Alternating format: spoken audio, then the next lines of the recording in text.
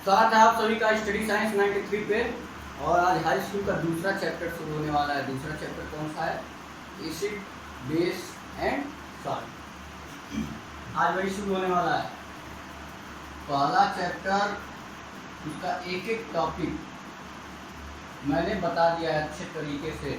पिछले 3 या 4 लेक्चर लगे थे, उसमें हो चुका है। जो अभी नए हैं वो सब्सक्राइब कर ले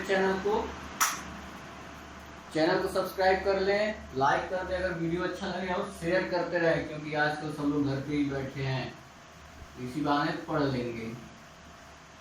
एसिड्स, बेसिस एंड सॉल्ट, ये चैप्टर का नाम।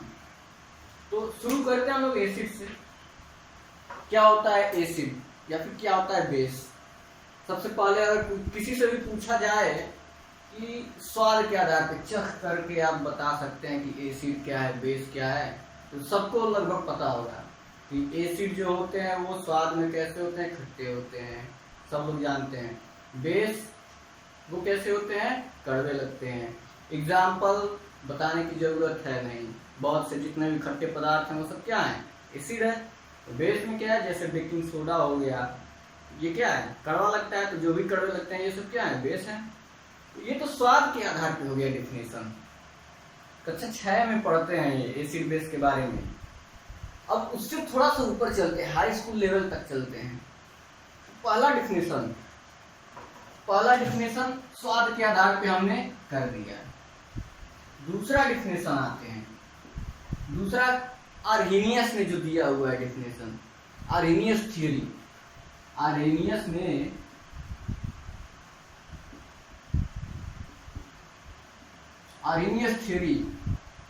आर्हेनियस ने क्या कहा? आर्हेनियस ने कहा एसिड और एक बेस।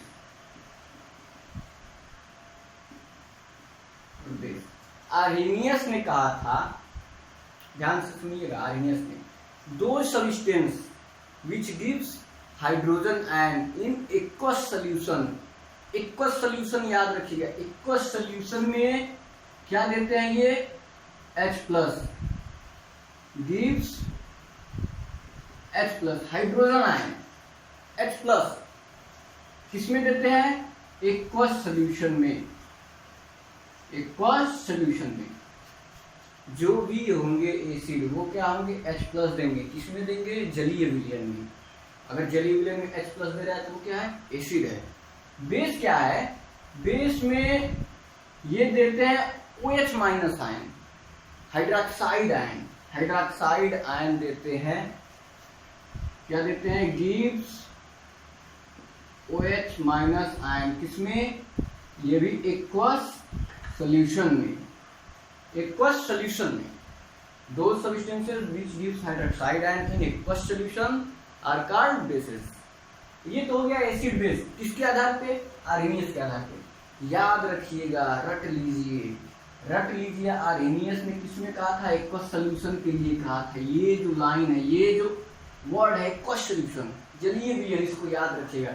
जलीय विलयन में अगर H+ दे रहा है तो एसिड, OH- दे रहा है तो बेस। अब हुआ क्या, इसके बाद फिर लॉरी और ब्रांस्टेड ने दिया एसिड और बेस का डेफिनेशन। ऐसी क्या जरूरत पड़ गई जो लॉरी और ब्रांस्टेड को भी अपना डेफिनेशन देना पड़ा।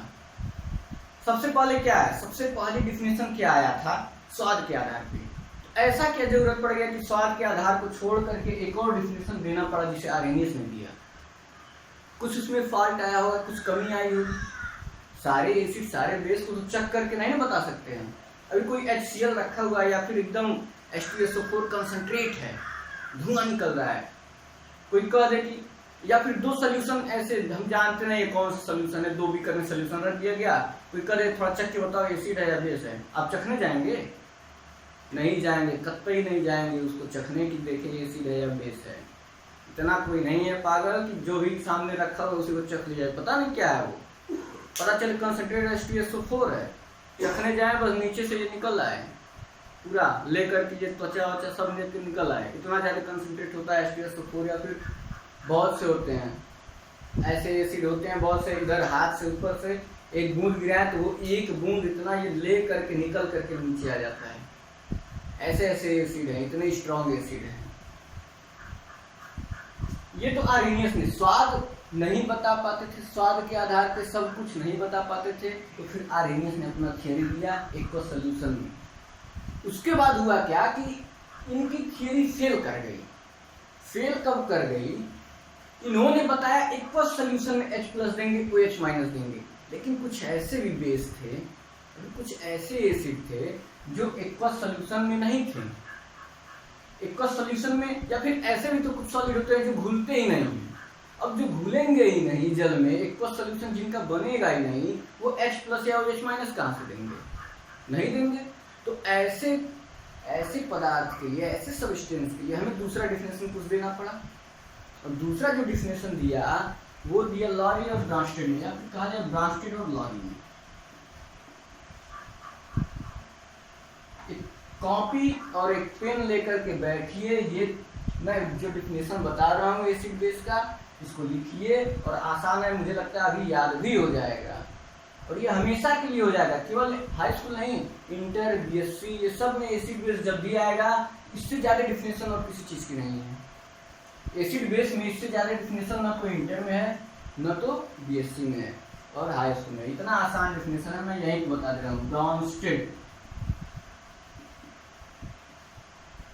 Lorry concept. ब्रांस्टेड लॉरी कंसेप्ट क्या है? इन्होंने जलीय विलयन को हटा दिया। इन्होंने क्या किया? जलीय विलयन को हटा दिया। अब इन्होंने क्या डेफिनेशन दिया? ब्रांस्टेड लॉरी ने कहा, ब्रांस्टेड और लॉरी दो लोग थे, एक ही नहीं है, इसीलिए बीच में गैस है। दो इंसान थे, दोनों लोग मित्र थे। कंसेप्ट दिया अपना, कहा कि जो एसिड होते हैं वो हाइड्रोजन आयन का नाम ले लिया, ये ध्यान दीजिएगा। जो एसिड होते हैं वो प्रोटॉन दाता होते हैं। ध्यान से सुनिएगा, वर्ड बहुत ही इंपॉर्टेंट है इसमें। इस एसिड बेस के कंसेप्ट में वर्ड बहुत इंपॉर्टेंट है। इसमें क्या इंपॉर्टेंट था? Aqueous solution. इसमें क्या इंपॉर्टेंट है? प्रोटॉन दाता। एसिड जो होते हैं वो क्या होते हैं? Proton donor. अब प्रोटॉन किसे कहते हैं? प्रोटॉन किसे कहते हैं? इसी को ना कहते हैं प्रोटॉन। H+ को ही तो प्रोटॉन कहते हैं। डिफिनेशन यही है, दिख रहा है ना, मिलता जुलता लग रहा है। यहाँ भी H+ दे रहा था एसिड, यहाँ भी क्या है? H+ दे रहा है, डोनर दे रहा है यहाँ भी। लेकिन अंतर क्या है कि यहाँ पे एक्वस सॉल्यूशन में था, यहाँ एक्वस सॉल्यूशन की बात नहीं की गई है। एसिड क्या है? Proton donor. ब्रांस्टेड और लॉरी के अनुसार एसिड प्रोटॉन डोनर है, और बेस क्या है? Proton acceptor.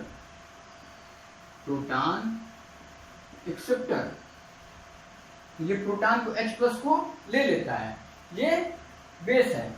अब हमको अगर एग्जांपल में लास्ट में बताऊंगा, एग्जांपल लास्ट में, पहले डेफिनेशन जानिए। ये ब्रांस्टेड और लॉरी ने कहा था। किसने कहा था? ब्रांस्टेड और लॉरी ने। ऐसे आप लोग बना लेंगे, दिमाग में हमेशा रहेगा, केवल यही फिगर, इस तरह से ग्राफ ही बना ले, एक टेबल। क्लियर है? Bronsted Lowry, proton donor, proton acceptor, बस यही चीज तो है, ऊपर वाला ही चीज है, बस थोड़ा सा अंतर है। प्रोटॉन डोनर का यूज कर दे। तीसरा जो डेफिनेशन है, तीसरा और लास्ट डेफिनेशन, वो है लुईस का कंसेप्ट है। लुईस ने दिया था तीसरा। वैसे तो कहा है 4 हो गया, स्वाद वाला छोड़ के तो 3 हुआ, लेकर के 4 हो गया। लुईस कंसेप्ट, बहुत नाम सुने होंगे लोग लुईस का। इविन लुईस नहीं, वेस्ट इंडीज वाला। एक बार वो इंडिया के खिलाफ सेंचुरी भी मारा है, इंडिया हार गई थी उस मैच में, बहुत पहले, लगभग 1-1.5 साल 2 साल हो गया। इविन लुईस की बात नहीं कर रहा हूं मैं, ये लुईस दूसरे लुईस हैं, अब होंगे नहीं, चले गए ऊपर। इविन लुईस तो अभी है, खेल रहा है। लुईस ने क्या कहा था, छोड़िए, एक ट्रिक याद रखिए, बस उतने से ही पता चल जाएगा लुईस ने क्या कहा था। लुईस के कंसेप्ट में बस एक ट्रिक याद रखिए, ये बी और इसके पास ये 2 डॉट्स, ये याद रखिए केवल। ये याद रखिए। क्या है ये दोनों क्या है, इलेक्ट्रॉन युग्म है, इलेक्ट्रॉन युग्म, इलेक्ट्रॉन पेयर। ये दोनों क्या है, इलेक्ट्रॉन पेयर है, इलेक्ट्रॉन पेयर है ये दोनों। और ये बी का मतलब क्या है, बेस। बी का मतलब बेस और उसके पास है ये इलेक्ट्रॉन पेयर। बी का मतलब बेस, इसके पास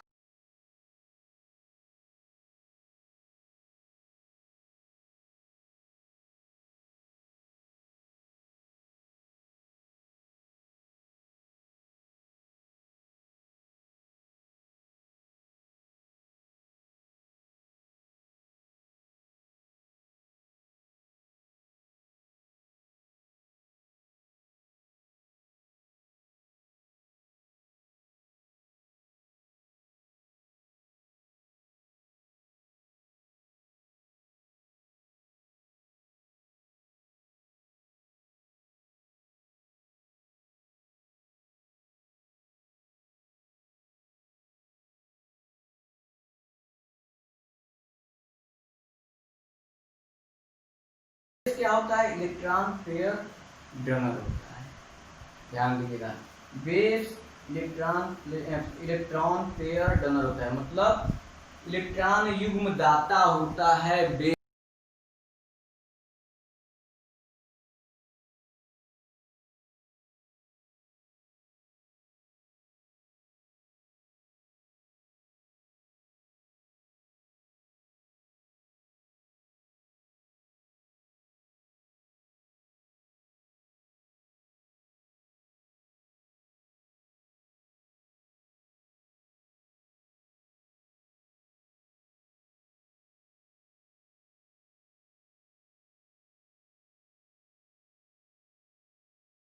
इसका कोई पूछ दे तो केवल ये याद रखना है, इनके सामने दो डॉट।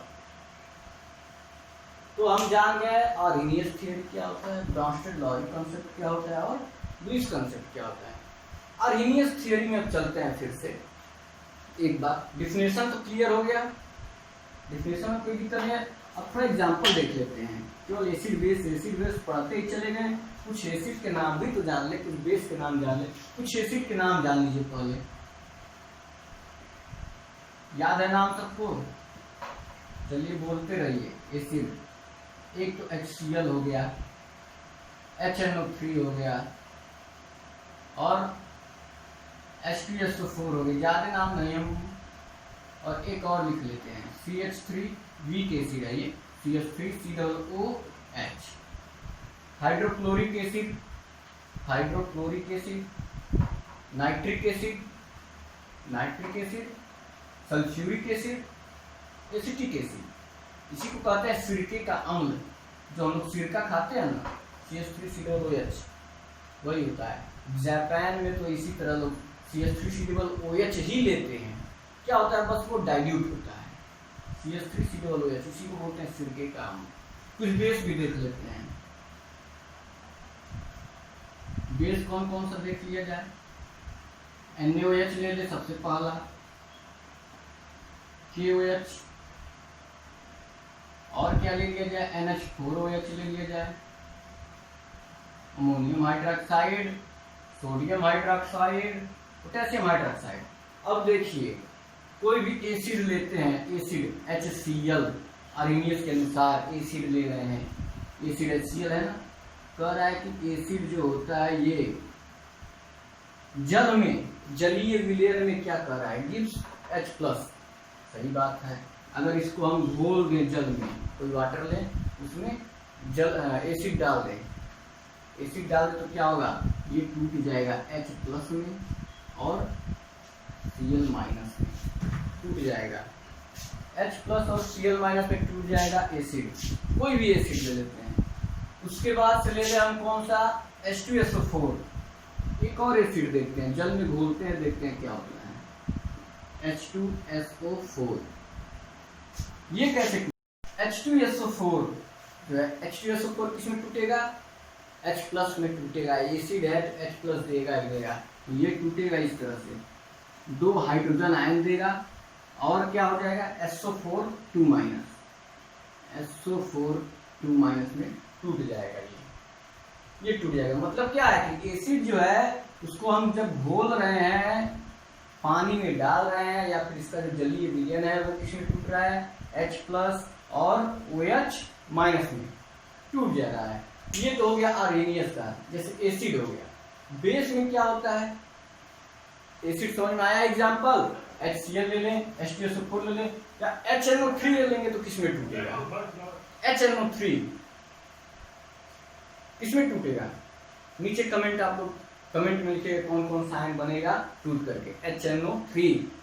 इसके बाद से बेस पे चलते हैं। ये तो हो गया एसिड।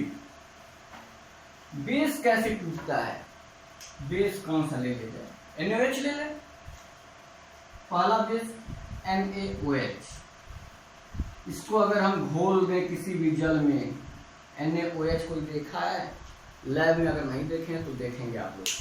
NaOH जो होता है टुकड़ा टुकड़ा टाइप का होता है, पारदर्शी होता है, जैसे शीशा, छोटा छोटा शीशे का टुकड़ा है, उसी तरह से NaOH भी होता है।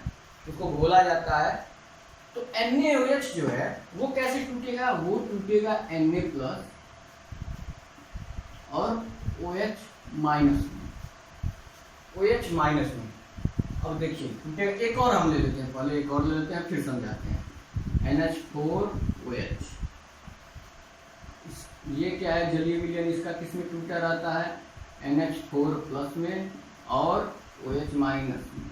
मतलब ये बेस है, बेस है इसलिए क्या दे रहा है, OH- दे रहा है। ये बेस है तो क्या दे रहा है, OH-। और कहा भी गया आर्हेनियस में कि एक्वस सॉल्यूशन में जो बेस होते हैं वो क्या देते हैं, OH- देते हैं। बेस को पहचानने का एक और तरीका, NaOH से मुझे याद आ गया एक और तरीका, क्योंकि हम लोग लैब में अक्सर प्रैक्टिकल करते थे NaOH लेकर के। बेस पहचानने का एक तरीका ये है कि जब बेस, कपड़ा धोते हैं सब लोग, देखते हैं जब साबुन लग जाता है कपड़ा वाला तो उसको थोड़ा सा पानी में अगर धुले हाथ तो नहीं साफ होता है। और कोई चीज है, खाना खा लिए या फिर कुछ भी चीज हाथ पे लग गया, धुलेंगे तो आसानी से धुल जाता है।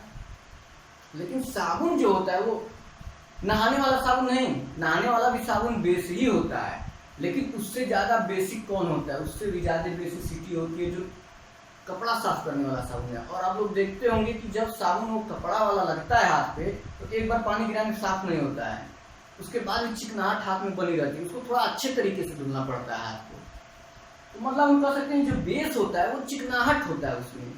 अगर किसी भी चीज में चिकनाहट है, वो जल्दी साफ नहीं हो रहा है हाथ, उसी तरह से बेस बना, मतलब उसी तरह चिकनाहट हाथ में बनी हुई है, उसको कहेंगे कि वो बेस है। टच करके हम पता करते हैं बेस कैसे है। कैसे टच करके पता करेंगे, बेस में चिकनाहट होती है, जल्दी हाथ से साफ नहीं होता है, जैसे कपड़े वाला साबुन। देख करके याद आ गया, बस आप लोग जानते रहिए। तरीका बहुत है बताने के लिए एसिड बेस कैसे कैसे हम एक्सप्रेस करेंगे, क्या क्या डिफिनेशन है, कैसे जान सकते हैं। गंध से भी हम जानते हैं, वो भी बताऊंगा मैं। तो ये तो बेस हो गया। बेस क्या है, OH- दे रहा है। तो हम जान गए आर्हेनियस में जो एसिड था वो H+ दे रहा था जलीय विलयन में, एक्वस सॉल्यूशन में। बेस OH- दे रहा है। उसके बाद से लॉरी और ब्रॉन्स्टेड आए, उन्होंने भी यही कहा। उन्होंने क्या कहा कि H+ देता है जो प्रोटॉन दाता होता है एसिड, और प्रोटॉन ग्राही कौन होता है, बेस। उसका एग्जाम्पल देखा जाए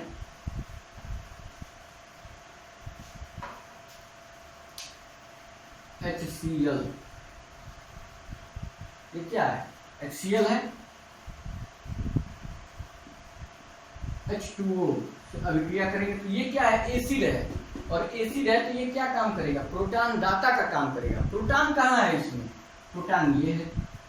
प्रोटॉन कहाँ है, यहाँ है प्रोटॉन। ये प्रोटॉन देगा, किसको देगा, अपने पास वाले को, इसको दे देगा। तो बन क्या जाएगा, H3O+ और Cl-। ये रिएक्शन होता है जब HCl और H2O मिलते हैं। तो हो क्या रहा है इसमें, H+ जो है, मतलब ये प्रोटॉन जो है वो दे रहा है। कहेंगे कि ये क्या है, ये एसिड है, क्योंकि ये क्या कर रहा है, प्रोटॉन दे रहा है, ये एसिड हो गया। अब इसी तरह से जो प्रोटॉन ग्रहण करेगा वो क्या हो जाएगा, बेस हो जाएगा। जैसे एक और एग्जांपल ले लेते हैं NH3 का।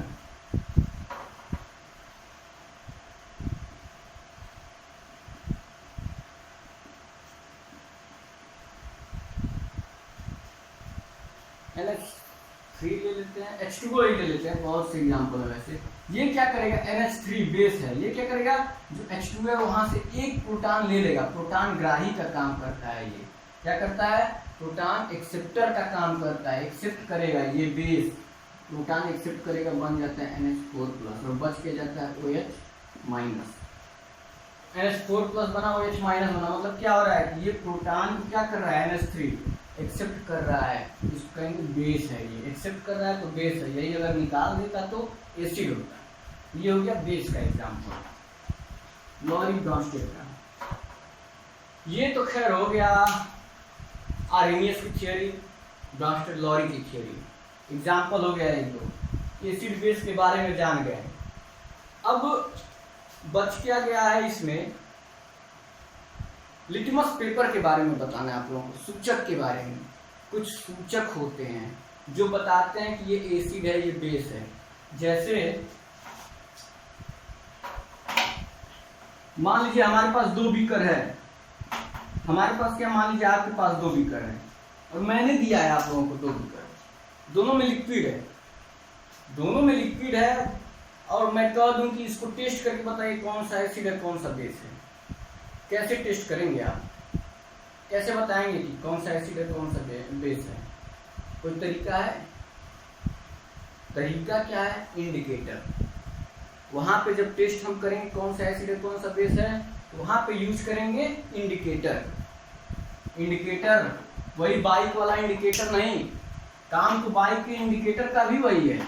बाइक का इंडिकेटर क्या करता है, अच्छा गर्ल्स भी होंगे कुछ, स्कूटी का इंडिकेटर होता है ना, क्या करता है, वो इंडिकेट करता है कि हमें मोड़ पे किस रास्ते पे किस तरफ मुड़ना है। इंडिकेटर क्या करता है, हमें बताता है ना कि किधर मुड़ते हैं, या फिर सामने वाला आ रहा है तो अगर हमको सामने से इधर मुड़ना है तो इंडिकेटर जलाते हैं, लेफ्ट में मुड़ना है तो लेफ्ट वाला, राइट में मुड़ना है तो राइट वाला। इंडिकेटर बताता है कि वो किधर जाएगा बंदा। यहाँ भी इंडिकेटर का वही काम है, ये बताएगा कौन एसिड है कौन बेस है, इंडिकेटर। या फिर कुछ होते हैं, इंडिकेटर का मतलब क्या है, इंडिकेटर या फिर बोला जाता है इसको, यहाँ पे हम एसिड बेस के बारे में पढ़ा तो एसिड बेस इंडिकेटर क्या होता है, वे पदार्थ, दो सब्सटेंस जो हमको क्लैरिफाई करें कि हाँ ये एसिड है ये बेस है, उसको कहते हैं, ऐसे जो पदार्थ होते हैं उनको क्या बोलते हैं, एसिड बेस इंडिकेटर।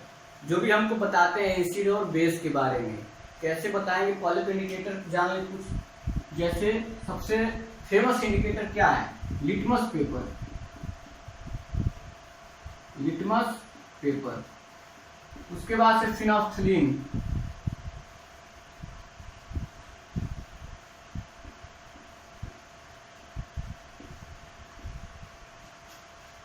और एक क्या, मेथिल ऑरेंज। ये इतना याद रखिएगा, कोई पूछ दे इंडिकेटर, 2-3 इंडिकेटर का नाम बताइए, याद रखिएगा, मेथिल ऑरेंज, फिनोल्फ्थलीन हो गया, लिटमस पेपर हो गया और मेथिल ऑरेंज हो गया। सबसे पहले हम लिटमस पेपर के बारे में बात करते हैं, इसी के बारे में ज़्यादा पढ़ा जाता है। लिटमस पेपर जो होता है वो लाइकेन के पौधे से मिलता है। ये लाइकेन का पौधा मैं इसलिए बता रहा हूँ, कंपटीशन में ये क्वेश्चन आता है सर, मेरे सामने 1-2 बार आया हुआ है। लिटमस पेपर किससे बनता है, लाइकेन, लीचेन भी बोलते हैं कहीं कहीं, लीचेन या फिर लाइकेन के जो पौधा होता है उससे लिटमस पेपर बनता है। लिटमस पेपर क्या करता है, लिटमस पेपर करता ये है कि अगर अम्ल है तो नीला लिटमस पेपर लाल हो जाता है। कोई अम्ल लिए हैं, नीला लिटमस पेपर उसमें डालते हैं तो लाल हो जाता है। क्षार है, हमारे पास 2 बीकर है ना, तो मान लीजिए हम अम्ल वाले बीकर में डाल दिए या फिर किसी एक बीकर में डाले लिटमस पेपर। लिटमस पेपर कैसा होता है, आप लोग जो चुटपुटिया पटाखा फोड़ते होंगे, चुटपुटिया पटाखा, कुछ लोग वो दीवार पे, सीमेंटेड दीवार पे ऐसे रगड़ते हैं या फिर ईंटे से मारते हैं, वो फूटता है चुटपुटिया पटाखा, उसी तरह का होता है। इतना बड़ा बड़ा लिटमस पेपर आप लोगों को मिलेगा लैब में जब आप प्रैक्टिकल करने जाएंगे तब।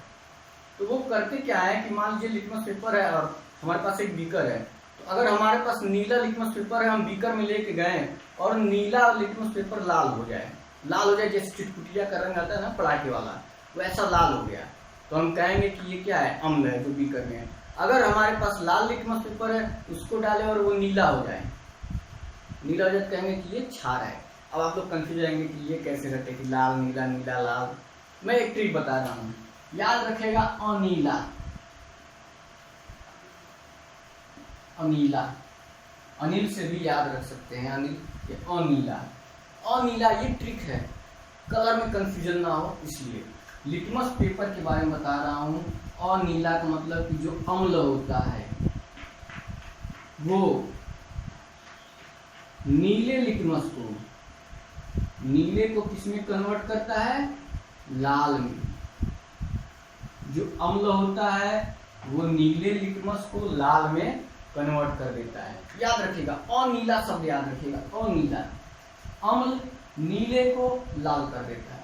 अब कुछ लोग पूछ रहे होंगे सर मान लीजिए हमारे पास लाल लिटमस पेपर है, लाल लिटमस पेपर और हम अम्ल में डाल दी तो क्या होगा, कुछ नहीं होगा। लाल है तो कुछ नहीं होगा, अगर नीला रहता तो क्या होता, अम्ल में डालते तो लाल हो जाता। और इसी का उल्टा क्षार होता है, लाल लिटमस को नीला कर देता है। तो अगर आपको एक याद है तो दूसरा याद ही रहेगा। तो याद रखिएगा लिटमस पेपर में जो होता है, नीला लिटमस पेपर अम्ल अगर है तो उसको लाल कर देता है, नीले लिटमस पेपर को, और क्षार है तो लाल लिटमस पेपर को वो नीला करता है। ये तो गए लिटमस पेपर के बारे में। फिनाफ्थलीन क्या करता है, फिनाफ्थलीन आप लोग जब जाएंगे लैब में बीएससी में तो वहाँ पे आपको मिलेगा फिनाफ्थलीन टेस्ट करने के लिए। ये एसिड है, इसको बेस कब किस पॉइंट पे ये बेस हो जा रहा है, कोई सोल्यूशन मिलेगा आपको, कहेंगे कि इसको टेस्ट करिए, इसका इंड पॉइंट निकालिए। इंड पॉइंट निकालने के लिए इतना ज़्यादा खैर आप लोगों को जानने की जरूरत नहीं है, इंटर में जानेगा, बस इतना जाने फिनाफ्थलीन अम्ल में रंगहीन होता है, कलरलेस होता है, एसिड में कलरलेस होता है, कोई कलर नहीं आता। मैं बता रहा हूँ, मैं प्रैक्टिकल किया तो मेरे पास एक कोनिकल फ्लास्क था, फिनाफ्थलीन उसमें डाला और बेस डाल रहे थे। तो पहले जब तक वो एसिड था, वो सोल्यूशन एसिड का था, जब तक उसमें एसिडिटी बरकरार थी वो कलरलेस दिख रहा था, और मैं ऊपर से बेस गिरा रहा था। जो ही बेस की मात्रा अधिक हुई,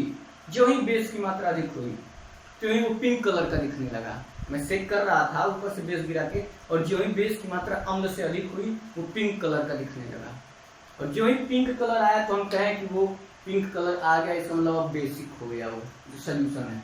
जो फिनाफ्थलीन है एसिड में कलरलेस होता है और बेस में क्या होता है, पिंक कलर हो जाता है, पिंक कलर का हो जाता है। तो हम लोग जान गए एसिड के बारे में, एसिड का डेफिनेशन, टाइम, एसिड का डेफिनेशन, फिर उसके बाद से बेस का डेफिनेशन, उसके बाद हम लोग जान गए इंडिकेटर के बारे में। इंडिकेटर, एसिड बेस इंडिकेटर क्या करता है, वो सूचक क्या करता है, अम्ल और क्षार के बारे में बताता है, कौन सा सोल्यूशन अम्ल है, कौन सा सोल्यूशन क्षार है। और इसमें लिटमस पेपर सबसे फेमस है।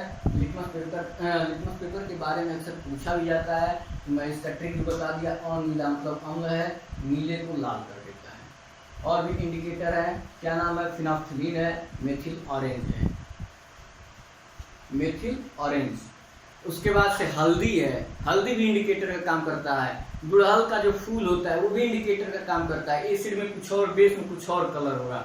हल्दी का भी देखेंगे आप लोग, जब बेस से रगड़ते हैं, हल्दी हमारे कपड़े पे लग जाए, खाना खाते हैं गिर जाए तो उसको साफ करते हैं, तो जब साफ करते हैं साबुन लगा के, मतलब बेस से साफ करते हैं, बेस, और बेस जब यूज होता है हल्दी पे तो वो जो हल्दी होता है रेड कलर का थोड़ा थोड़ा दिखने लगता है, थोड़ा थोड़ा रेड टाइप का, फिर उसको धुल दे तो पीला कलर हो जाता है। मतलब बेस में क्या हो जा रहा है, हल्दी रेड कलर का हो जा रहा है, हम कह सकते हैं। तो हल्दी है इंडिकेटर के रूप में, गुड़हल का फूल है, और भी बहुत सी चीज़ें इंडिकेटर के रूप में यूज होते हैं। फिलहाल लिटमस पेपर जानते रहे, यही मेन है हाई स्कूल में। इसके बाद से आप लोग इतना जान गए, और कुछ बता दें, टाइम हो गया है, थोड़ा सा और सोच रहा हूँ, टाइम हो गया है। मुझे एक और चीज़ बतानी है, पीएच के बारे में बताना है। कैसे पहचानेंगे कौन सा एसिड कितना स्ट्रांग है, कौन सा एसिड कितना वीक है, या फिर बेस के बारे में, कौन सा बेस ज़्यादा स्ट्रांग है, कौन सा वीक है। जैसे हमारे पास अगर इतना मिल जाए, HNO3 है, HCl है, H2SO4 है, इतना, और इसमें से कोई पूछ दे, अब बता दे इसका कुछ एक पीएच मान होता है, सबका पीएच मान दे दिया हो, मैं बताऊंगा अगले क्लास में पीएच मान क्या होता है। पीएच मान दे दिया हो सबका, और पूछ दे कि अब बताइए कौन सा सबसे ज्यादा स्ट्रांग है एसिड, कौन सा सबसे वीक है। तो कैसे पहचानेंगे वो मैं बताऊंगा अगली क्लास में। फिलहाल नोट तो बनाए गए होंगे, नोट कर लिए होंगे, नोट्स बनाइए या मत बनाइए लेकिन इसको नोट जरूर किए हैं, इसको नोट जरूर करिएगा क्योंकि बहुत इंपॉर्टेंट था। तीनों जो डिफिनेशन था ये सीट का, 3 या 4-5 डिफिनेशन, एक तो टच करके भी जो इस बेस होता है वो क्या होता है, बहुत चिकनाहट होती है उसमें, टच करके बता दिए, स्वाद वाला बता दिए, 3 डिफिनेशन ये हो गया जो मैंने अभी बताया है। सूचक के बारे में बता दिया मैं, अब आगे मैं बताऊंगा कौन स्ट्रांग होता है कौन वीक होता है, फिर रिएक्शन के बारे में बताऊंगा। आज के लिए इतना ही, धन्यवाद।